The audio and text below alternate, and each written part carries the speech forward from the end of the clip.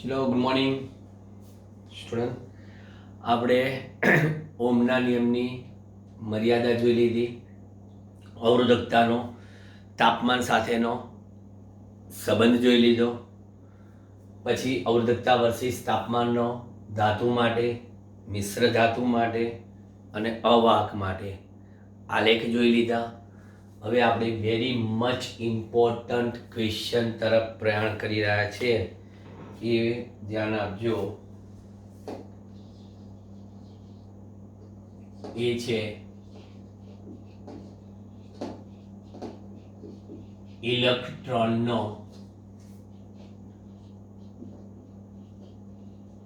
Drift વેગ. Drift Gujarati કહીએ તો અપ્રવાહ વેગ, એની સમજૂતી મેળવો. ઇલેક્ટ્રોનનો ડ્રિફ્ટ વેગ અથવા તો ઇલેક્ટ્રોનનો અપ્રવાહ વેગ. હવે આપણે બધાને ખબર છે કે કોઈ પણ ધાતુની રચના કેવી રીતે થાય છે.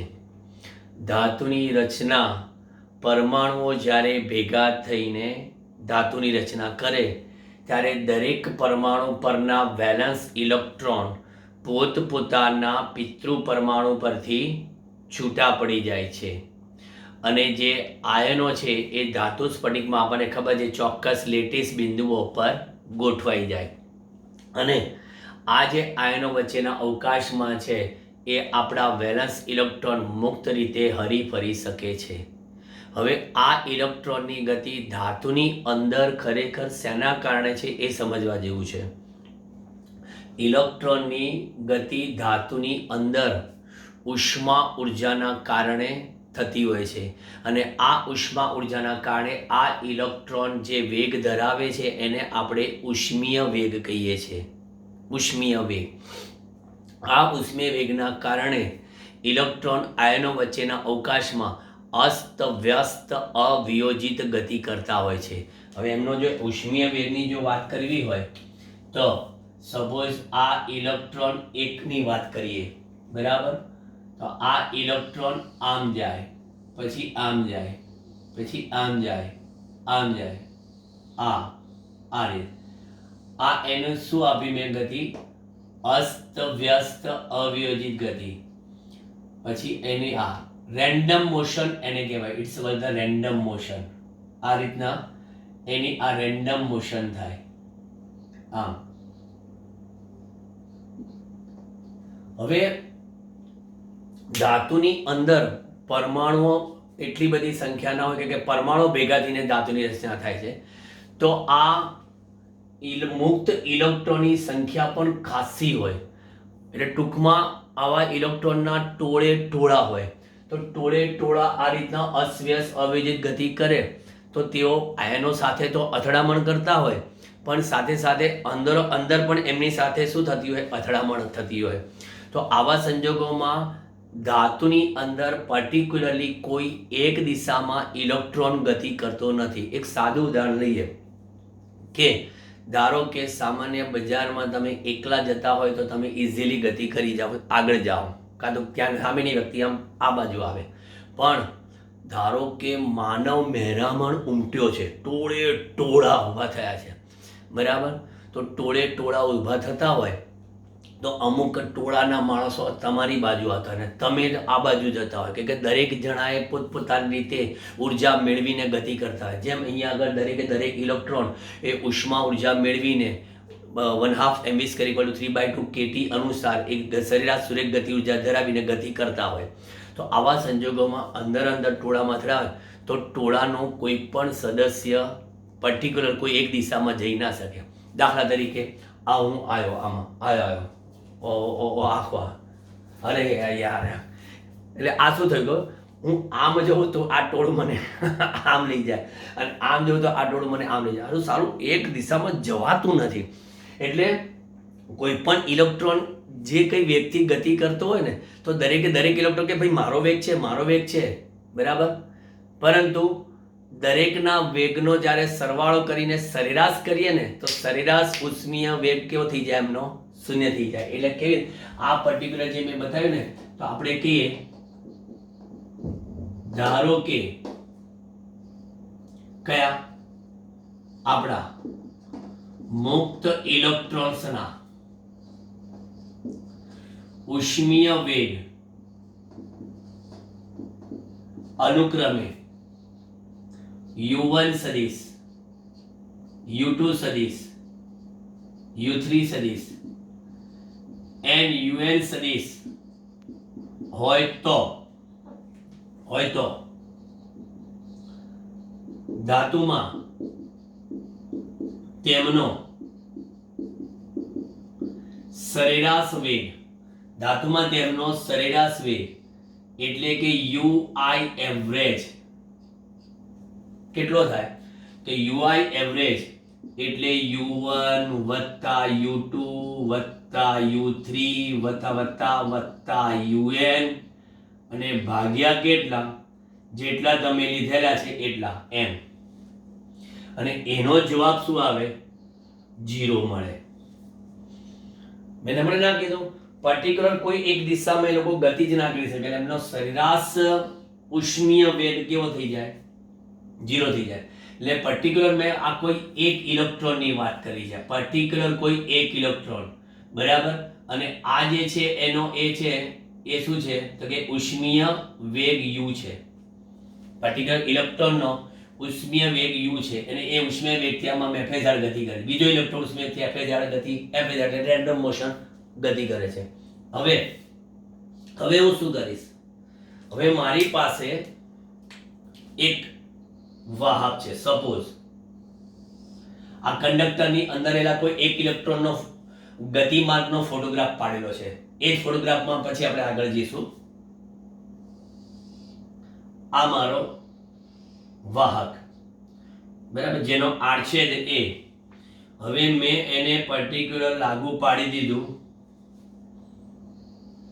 Potential difference. આ ઇલેક્ટ્રોન જાય છે ને, હવે જો મેં શું કર્યું અહીંયા આગળ,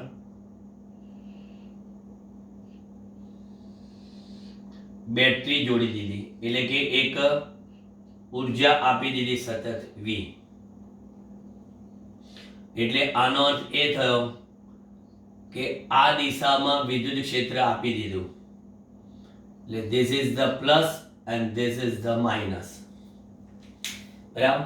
હવે એમાંના આ એક ઇલેક્ટ્રોનની જ વાત છે એટલે એ જ ઇલેક્ટ્રોન હું અહીં બતાવું. આ ઇલેક્ટ્રોન, બરાબર, ક્ષેત્રની વિરુદ્ધ દિશામાં એ શું અનુભવશે? બળ અનુભવશે. સદિશ F બરાબર કેટલું? તો કે ક્ષેત્ર એનું માઇનસ, ક્ષેત્ર એનું E અને વીજભાર એનો માઇનસ E, એટલે બળ આવ્યું માઇનસ E જેટલું આ બાજુ. હવે પરિસ્થિતિ શું થઈ કે ઉષ્મીય વેગ ઉપરાંત હવે ક્ષેત્રની હાજરીમાં એક બીજો વેગ મળશે. હવે એ કેવી રીતે મળે છે? જો આમ આ ઇલેક્ટ્રોન પર વિદ્યુત ક્ષેત્ર લાગુ પાડતા ઇલેક્ટ્રોન પર, ક્યાં પણ? ઇલેક્ટ્રોન પર ક્ષેત્રની વિરુદ્ધ દિશામાં લાગતું બળ સદિશ F બરાબર માઇનસ EE. હવે કહીએ જો ઇલેક્ટ્રોનનું દળ m હોય, તો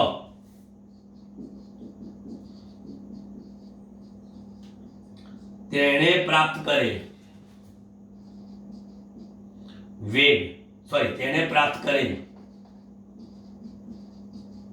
પ્રવેગ એ બરાબર કેટલો?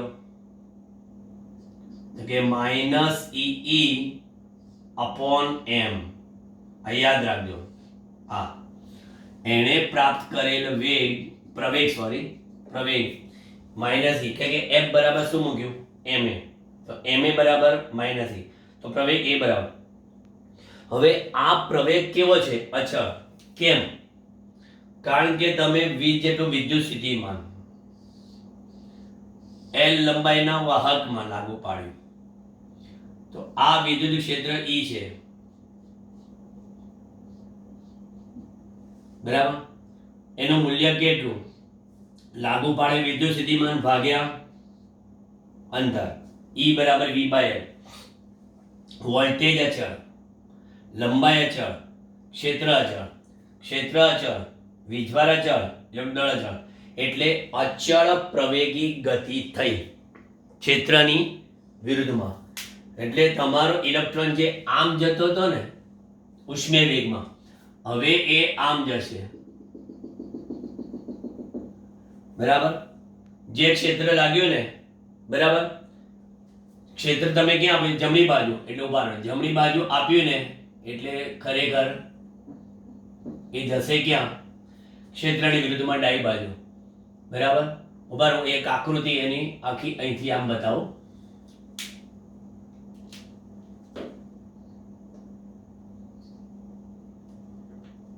અહીંથી જ બતાવી દઈએ. આખી ડિરેક્શન ધારો સપોઝ હું ચેન્જ કરી દઉં.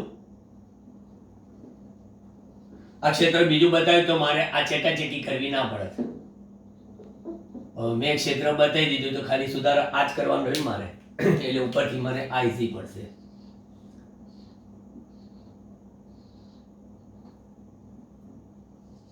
મેં જે અત્યારે બતાવેલું છે એના સંદર્ભમાં ચર્ચા કરું છું, બરાબર. ઇલેક્ટ્રોન ક્ષેત્રની વિરુદ્ધમાં જ જવાનો છે.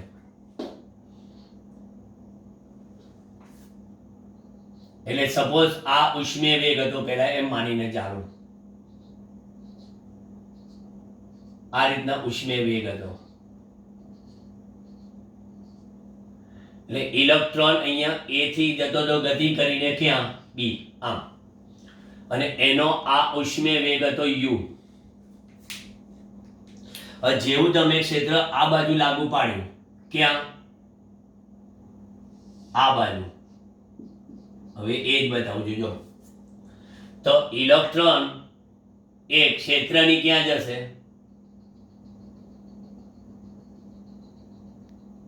વિરુદ્ધ દિશામાં અંગસ ખસ્યો.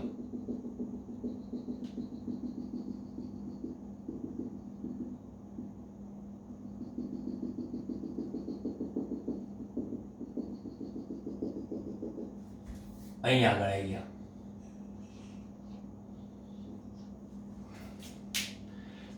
ક્ષેત્રની વિરુદ્ધ દિશામાં એનું આ સ્થાનાંતર થયું. હવે આ જે છે એ ક્ષેત્રના કારણે મળતો વેગ છે. અહીંયા જે વેગ મળશે હવે ક્ષેત્રના કારણે મળતો વેગ આ રીતના ગયો.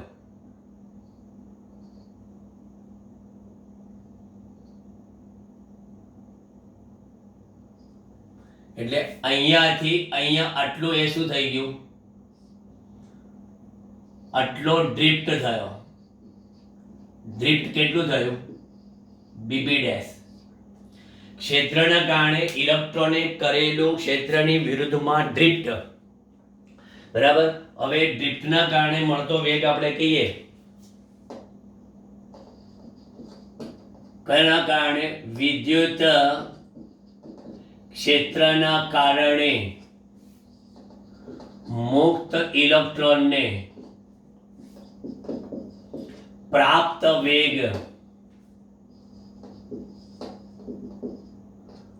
અનુક્રમે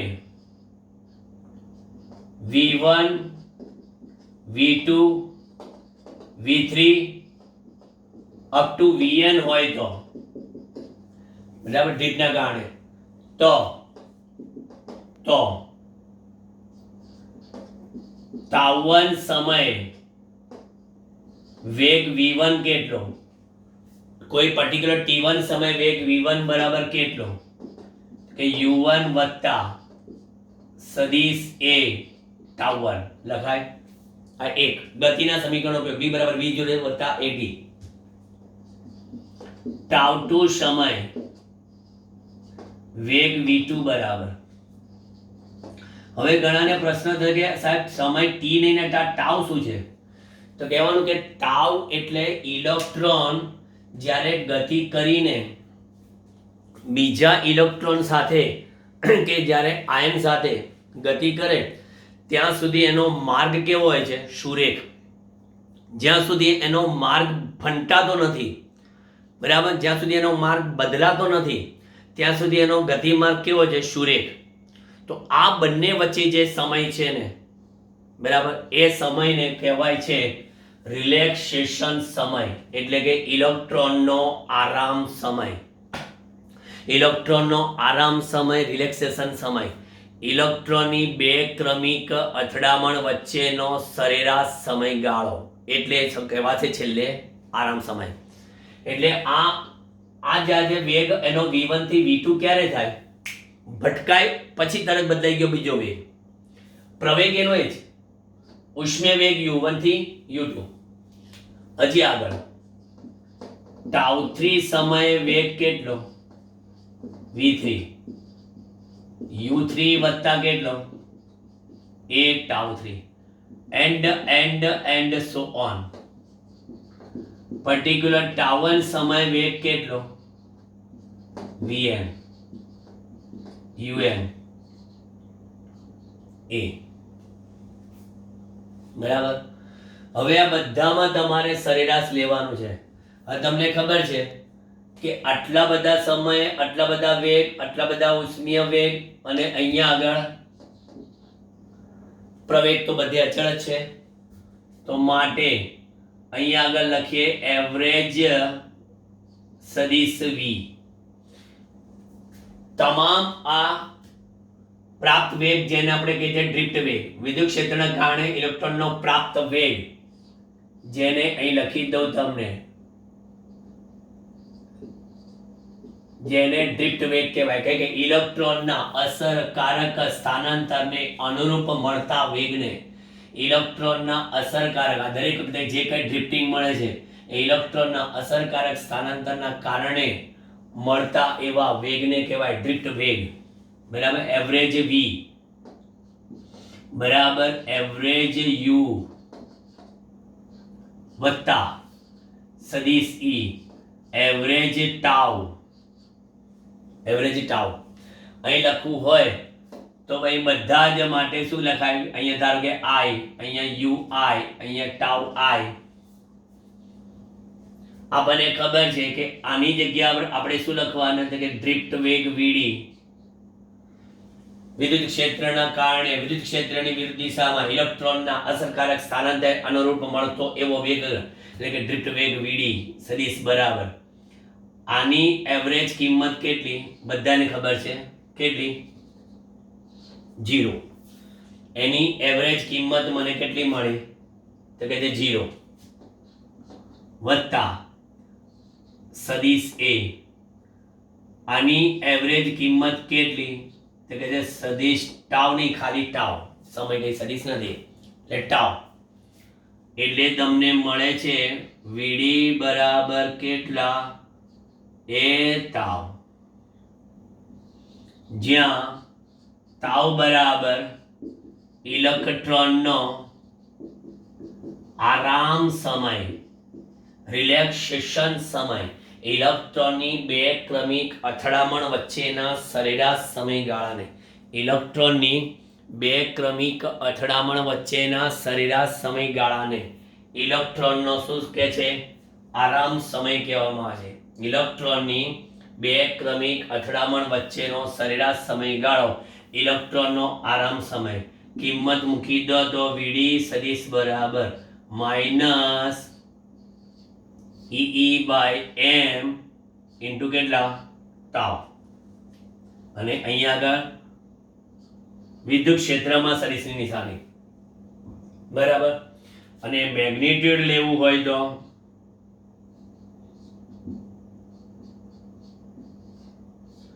e/m ઇન્ટુ કેટલા?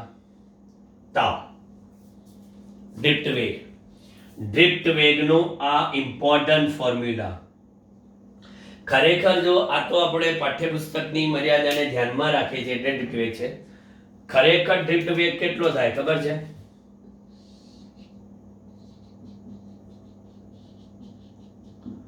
વાસ્તવમાં vd કેટલો થાય? કારણ કે જ્યારે તમે વિચાર કરો કે વિદ્યુત ક્ષેત્ર નહોતું, બરાબર, ઇલેક્ટ્રોનનો વેગની વાત કરીએ, વિદ્યુત ક્ષેત્ર નહોતું, બરાબર, એટલે E બરાબર 0 હતું ત્યારે વેગ કેટલો હતો? 0. અને વિદ્યુત ક્ષેત્ર આવ્યું ત્યારે વેગ કેટલો મળ્યો? આટલો.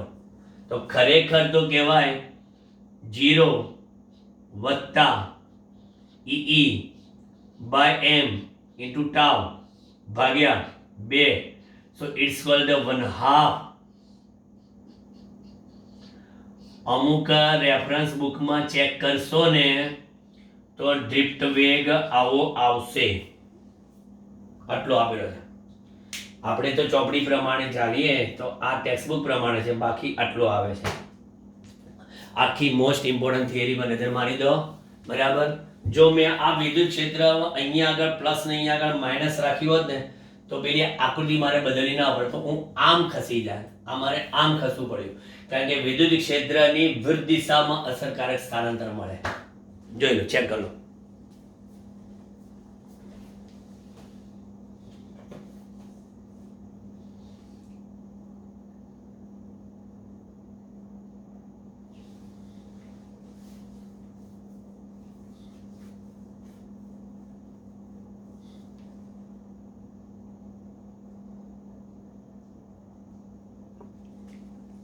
ચાલો, એ થિયરી બરાબર યાદ રાખજો, મોસ્ટ ઇમ્પોર્ટન્ટ હતી ડ્રિફ્ટ વેગની, બરાબર. હવે અવરોધકતા નું સૂત્ર રો બરાબર m અપોન એની સ્ક્વેર તાવ મેળવો. અવરોધકતાનું સૂત્ર રો બરાબર m અપોન એની સ્ક્વેર તાવ મેળવો.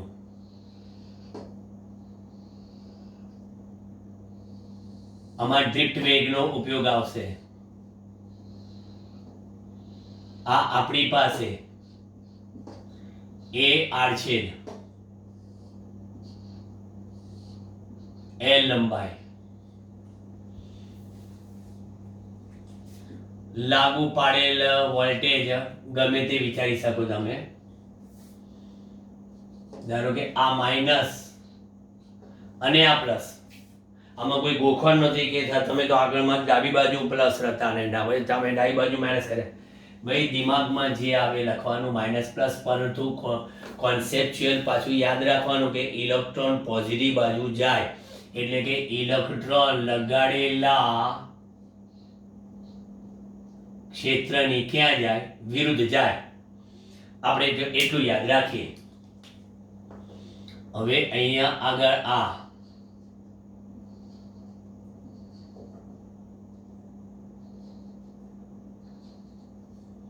બધા ઇલેક્ટ્રોન બતાવ્યા, બધાના ગતિમાર્ગ ક્યાં જવાના? ક્ષેત્રની વિરુદ્ધમાં. એટલે એમનો ડ્રિફ્ટ વેગ બધાને ખબર છે કે વીડી જેટલો છે, બરાબર. હવે વીડી જેટલો છે તો અહીંયા આગળ હું એક વસ્તુ વિચારું. એક આટલો પોર્શન લીધો મેં,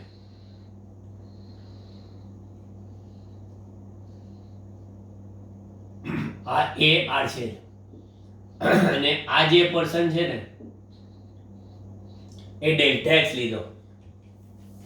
તો આપેલા વાહકના મેં વિચારેલ એવા ડેલ્ટા એક્સ લંબાઈના અને એ આડછેદવાળા વાહકમાંથી વીડી જેટલા ડ્રિફ્ટ વેગથી ડેલ્ટા ડી જેટલા સમયમાં ઇલેક્ટ્રોન જમણી બાજુ કેટલું અંતર કાપે? બોલો, વિચારો.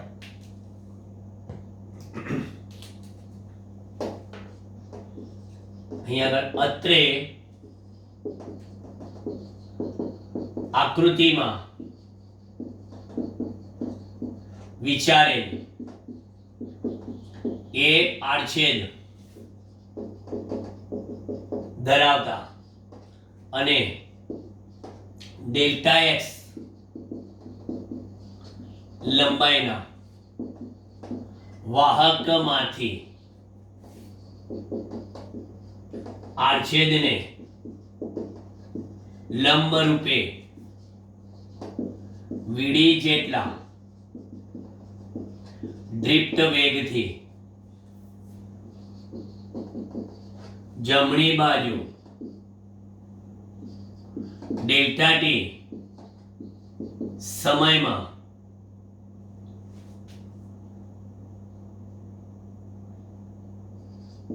ઇલેક્ટ્રોને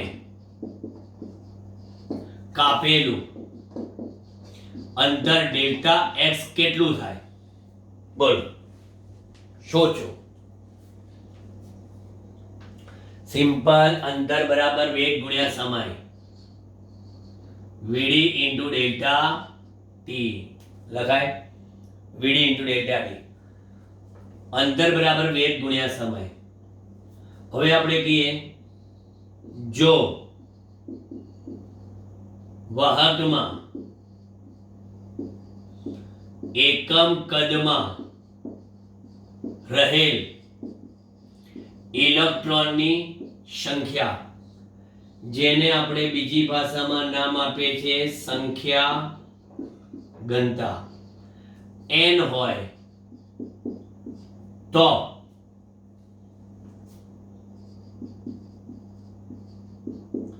વાહકના a ઇન્ટુ ડેલ્ટા એક્સ કદમાં થી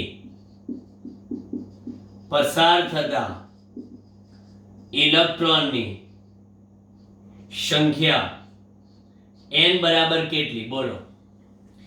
એકમ કદમાં n હોય, સમજો, એકમ કદમાં n હોય તો આપણી પાસે આડછેદ ગુણ્યા લંબાઈમાં કેટલી સંખ્યાના ઇલેક્ટ્રોન જાય? એવીડી આડછેદ ગુણ્યા કદ, અહીં a વડે ગુણાઈ જાય ને, a વડે ગુણાઈ જાય, ઇન્ટુ ડેલ્ટા ટી બરાબર. એવીડી ડેલ્ટા ટી જેટલી સંખ્યાના ઇલેક્ટ્રોન જાય. ઇલેક્ટ્રોન પરનો હવે વીજભાર -e હોવાથી વાહકમાં જમણી તરફ જતો વિદ્યુત ભાર કેટલો? તો કે n ઇન્ટુ કેટલા? -e, એટલે -avd e into delta T, -avd e into delta T. avd delta T તો ઇલેક્ટ્રોનની સંખ્યા હતી અને વીજભાર વડે ગુણી નાખ્યા, તો માટે ડાબી તરફ જતો ધન વિદ્યુત ભાર કેટલો? તો કે છે plus avd a delta T બરાબર. હા, ઉમાર એક વસ્તુ રહી ગઈ, આપણે અહીંયા આગળ n હતી ને, avd n ડેલ્ટા ટી થાય, સોરી 83 માં ભૂલ કરી. એકમ કદમાં n બરાબર, તો a ડેલ્ટા x એટલે na delta x, sorry, a delta x કદમાંથી પસાર થતા ઇલેક્ટ્રોનની સંખ્યા n બરાબર avd n ડેલ્ટા ટી થાય. એટલે અહીંયા આગળ પણ avd ne ડેલ્ટા ટી થાય, avd ne ડેલ્ટા ટી થાય. એટલે સિમ્પલ 83 છે કે એકમ કદમાં n તો avd કદમાં avd n બરાબર, એટલે a ડેલ્ટા x કદમાં na ડેલ્ટા x થાય બરાબર. એટલે આટલી થઈ જાય, ડેલ્ટા x જોડે ગુણાઈ જાય કેટલા? n, એટલે આ થઈ જાય, સુધારી લેજો, n n n. Okay, done done done. આ વિદ્યુત ભાર થયો. હવે વિદ્યુત ભાર એટલે શું? તો કે માટે ધન વિદ્યુત ભાર થયો એટલે માટે મળતો પ્રવાહ I હોય તો, જો મળતો પ્રવાહ રચાતો પ્રવાહ I હોય તો તમે લખી શકો કે I ઇન્ટુ ડેલ્ટા ટી, વિદ્યુત ભાર બરાબર I ઇન્ટુ ડેલ્ટા ટી બરાબર એવીડી ઇન્ટુ એની ડેલ્ટા ટી. તો પછી પ્રવાહનું સૂત્ર આવી ગયું I બરાબર શું એવીડી એની. યાદ રાખજો, આવડે ને I બરાબર આવડે ને. હા સાહેબ આવડે ને, એવીડી એની આવડે ને, આવું તમને આવડે ને. એટલે આ પ્રવાહનું સૂત્ર થઈ ગયું. અને માટે હજી આપણે જઈએ તો I બાય A બરાબર શું લખશો એની ઇન્ટુ વીડી. એ ક્યાં જતા રહ્યા છેદમાં. પરંતુ તમને એ પણ ખબર છે કે I બાય A એટલે પ્રવાહ ઘનતા, જે બરાબર એની વીડી. ઓકે, આ એક સૂત્ર થઈ ગયું. જાને વેદ્યા, જાને હવે વેદ્યા, જાને વેદ્યા આઈ એટલે કે મને આવડે ને, આવડે ને સાહેબ. અને જાને વેદ્યા પ્રવાહ ઘનતા સૂત્ર. એટલે બંને સૂત્ર યાદ રહે એવા જ છે. બરાબર. ચાલો હવે જે બરાબર શું છે કે સિગ્મા ઈ. ઓમનો નિયમ જે આપણે લાસ્ટ લેક્ચરમાં જોયેલો, જે બરાબર એની વીડી, જે બરાબર સિગ્મા ઈ. અને વીડી બરાબર એ તો આજે જ ગરમા ગરમ સૂત્ર ઉતર્યું હતું. શું હતું? ઈ બાય એમ ઇન્ટુ ટાઉ. તો મેં કીધો કિંમત જેની બરાબર સિગ્મા ઈ બરાબર એન ઈ, વીડી બરાબર ઈ અપોન એમ ઇન્ટુ ટાઉ. કેન્સલ ઈ. સિગ્મા બરાબર એની સ્ક્વેર ટાઉ અપોન એમ. પરંતુ સિગ્મા બરાબર તો 1 અપોન રો, કેમ કે વાહકતા બરાબર તો અવરોધકતાનો વ્યાસ, અથવા અવરોધકતા બરાબર વાહકતાનો વ્યાસ. તો પછી 1 અપોન રો બરાબર એની સ્ક્વેર ટાઉ અપોન એમ. તો આ હતું માગેલું સૂત્ર, રો બરાબર એમ અપોન એની સ્ક્વેર ટાઉ. લો, માગેલું સૂત્ર આવી ગયું. આ પણ એક ઇમ્પોર્ટન્ટ ક્વેશ્ચન થઈ ગયો કે અવરોધકતા. હવે કહે છે કે ધાતુનું તાપમાન વધારતા શું થાય ખબર છે? ધાતુનું તાપમાન વધારતા આયનોના દોલનો ઝડપી અને મોટા બને. આયનોનો ઝડપી અને મોટા બને. આવા સંજોગોમાં ઇલેક્ટ્રોનની બે ક્રમિક અથડામણ વચ્ચેનો સરેરાશ સમયગાળો ઘટી જાય. એટલે બિચારા ઇલેક્ટ્રોનનો આરામ હરામ થઈ જાય. બિચારો કે હું ક્યાંય સુધી અમે તો સૂર્ય ગતિ કરતા હતા, પણ આરું તાપમાન વધ્યું એટલે અમારી સૂર્ય ગતિ હજી તો મારાથી થઈ, ત્યાં તો થર્ડ દિન બટી નાખી, પછી થર્ડ દિન બટી નાખી, પછી થર્ડ દિન, એટલે અમારો આરામ હરામ થઈ ગયો. એટલે આ વધારવામાં આવે ને તો આરામ સમય ઘટે, અને આરામ સમય ઘટે ને એટલે માટે રો વધે. જોઈ લો. બરાબર.